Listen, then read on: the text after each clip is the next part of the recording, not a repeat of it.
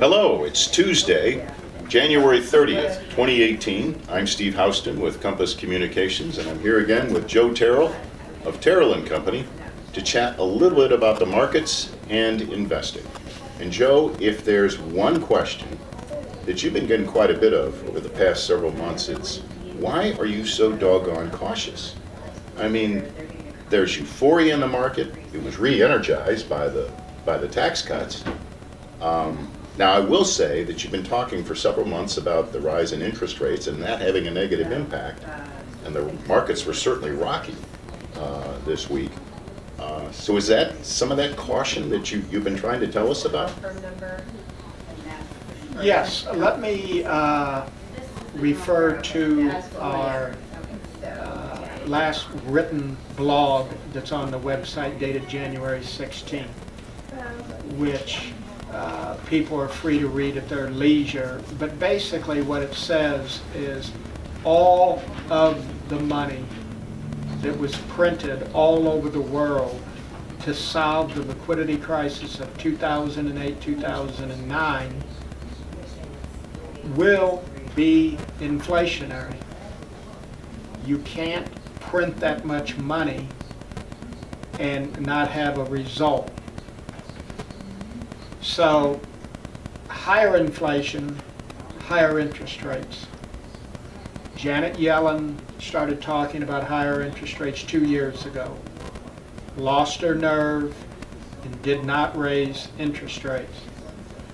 I firmly believe that the pickup in inflation that we're seeing recently is because central bankers around the world have been afraid to raise interest rates and remove that excess trillions of dollars, British pounds, euro dollars from the worldwide economy. So we're in an environment right now where we are seeing inflation pick up all over the world. As we see inflation pick up all over the world, you have to see interest rates follow it. So our caution at Terril and Company is predicated upon two things. One, in the long run, and I'm not talking about 1 year, I'm talking about a period over 3, 4, 5 years, being very defensive will always win the day. Being very offensive, because markets are going up, may win you a short-term victory, but the markets will and always do correct, and when they do, you'll come out a loser. That's interesting because today, that's all you hear about is got to take the ball and run with it. But what you're saying is, you really do have to think about mitigating that downside, because that downside's going to come. Well, you make the gains when you can, but you have to make sure you don't turn around and give them all back when the environment changes. And the point that we've been trying to make is when interest rates go higher, and this is the second half of what I just mentioned a few minutes ago, stocks, which we've been in a 7, 8, 9 year bull market based on the simple premise that interest rates are zero all over the world. There's no place else other to put money than in stock markets. And that is in the early stages of changing. Interest rates are coming back up. As interest rates come back up, stocks have to be revalued.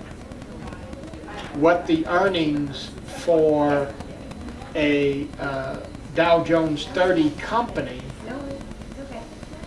what those earnings are worth, which reflects in the stock price, is a function of a net present value.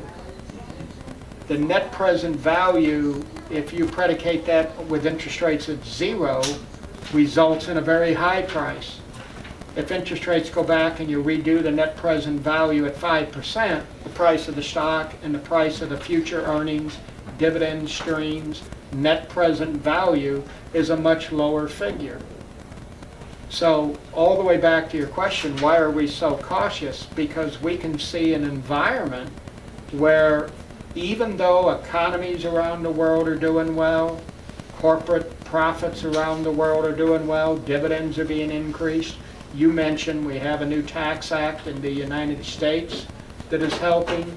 Even with all those things being positive, as interest rates move back up, you will reprice stocks dramatically lower than what they sell today, as interest rates can become an alternative to solely investing in stocks.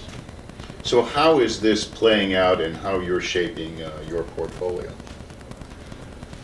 One, trying to avoid any exposure to higher interest rates. Everything we own in the fixed income environment is either floating rate to take advantage of higher interest rates, or very, very short-term in nature. And in equities, we're staying away from the glamour names that are selling at unheard of multiples. When that corrects, those names will get hurt the worst. We're buying the mining companies, we're staying with banks, we're buying things that benefit from higher inflation and higher interest rates. Thanks so much, Joe. We're a little bit out of time.